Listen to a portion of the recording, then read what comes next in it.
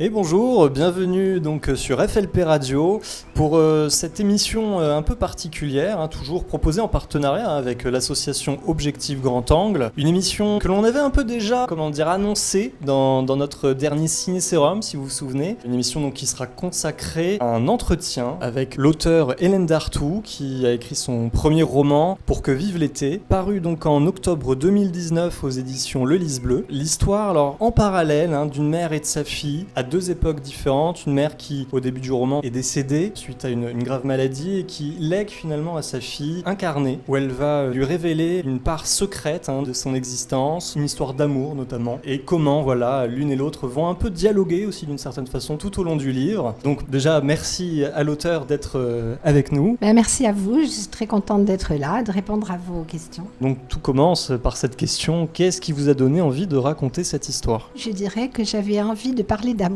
Je trouve que c'est un sentiment assez fascinant, assez extraordinaire. Je trouve aussi qu'on ne l'évoque pas suffisamment dans la littérature actuelle, plutôt tournée vers des choses négatives, vers des choses qui font mal. Et j'avais envie justement d'écrire un livre que je voudrais lire. Ce qui me plaît dans ce sentiment si étrange, c'est son parcours, comment il naît, comment il grandit, comment il devient, comme disait Proust, inopérable. Que ce soit d'ailleurs l'amour d'une mère pour son enfant, d'un fils pour son père, d'une femme pour un homme. J'avais donc envie de lire, et comme j'en trouvais pas suffisamment, d'écrire une belle histoire d'amour qui ne soit pas sucrée, qui ne soit pas mièvre, qui soit vraie, réaliste. J'ai été également inspirée par ma propre relation avec ma mère, qui a été une relation très profonde, très fructueuse, très forte. Et c'est vrai, en plus, il y a cette structure un peu particulière que vous avez choisie pour raconter cette histoire, avec deux points de vue que l'on suit tout au long.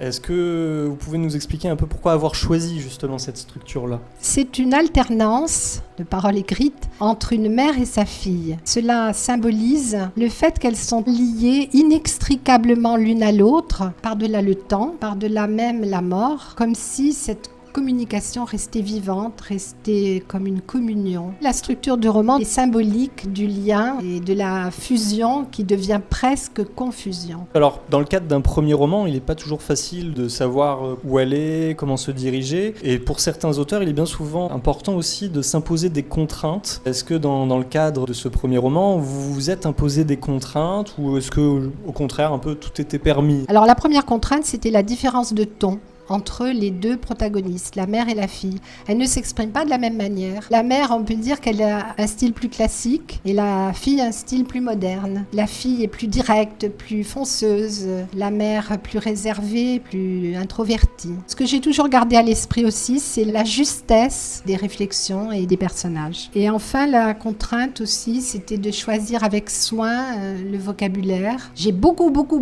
trituré mon texte. J'espère qu'à la fin, les mots sauront parler avec leur variété, leur sonorité et leur harmonie. Alors, avez-vous écrit ce roman en pensant à des auteurs ou des œuvres en particulier ? Inconsciemment sûrement.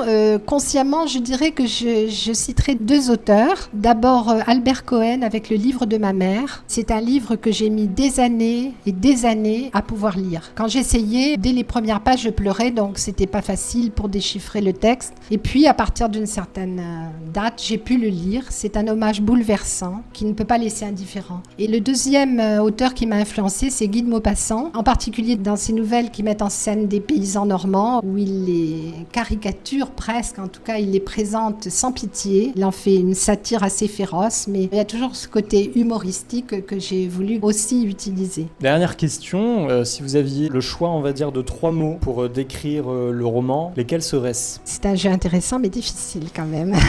Je vais choisir des adjectifs simples, sensibles, passionnés, réalistes. Très bien, merci encore pour cette interview. Je crois qu'on a une vision assez précise aussi de ce que vous avez voulu transmettre à travers ce roman, donc vraiment encore merci à vous. C'est moi qui vous remercie. J'espère que ce roman plaira et que les amis lecteurs que je me ferai savoureront leur lecture jusqu'au bout. Je leur souhaite de vivre un bel été à travers mon roman. Précisons donc que le roman Pour que vive l'été est disponible bien sûr sur internet, sur les sites Amazon, Fnac, Cultura, enfin vous avez l'embarras du choix, mais aussi dans les librairies, notamment donc à Nice, à la Sorbonne. Voilà, donc vraiment ruez-vous dessus. En attendant, nous on se quitte là-dessus et on se retrouve avec mon collègue, cher Vivien, toujours fidèle au poste. Éternellement. Et oui, il était là. Bon, en attendant, suivez toujours les émissions tout le long de l'été sur FLP Radio. Et pour nous, en tout cas, on se retrouve à la rentrée. Et profitez donc bien de votre été. Passez un bon été cinématographico-littéraire.